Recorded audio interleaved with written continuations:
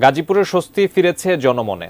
পর্যাপ্ত সরবরাহ থাকায় সবজির দাম কমেছে, হাট বাজারে বেড়েছে ক্রেতা। আরও জানিয়েছেন প্রতিনিধি মাজহারুল ইসলাম মাসুম।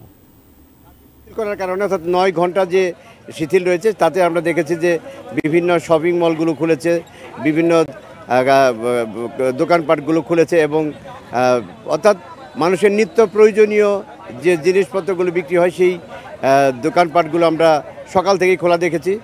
বাজারে বিভিন্ন পণ্য সরবরাহ স্বাভাবিকভাবেই চলছে আসছে।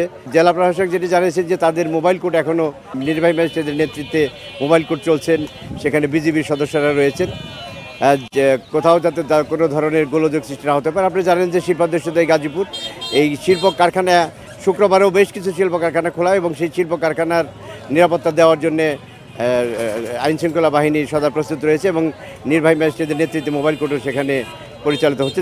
জনগণ চাচ্ছে যে এই কারফিউ ধীরে ধীরে যাতে করে উঠিয়ে নেওয়া হয় এবং স্বাভাবিক জীবনযাত্রা তারা করতে পারেন। এই ছিল আমার কাছে শিথিলের পর জনজীবনে যে স্বস্তি ফিরিয়েছে তার সর্বশেষ খবর।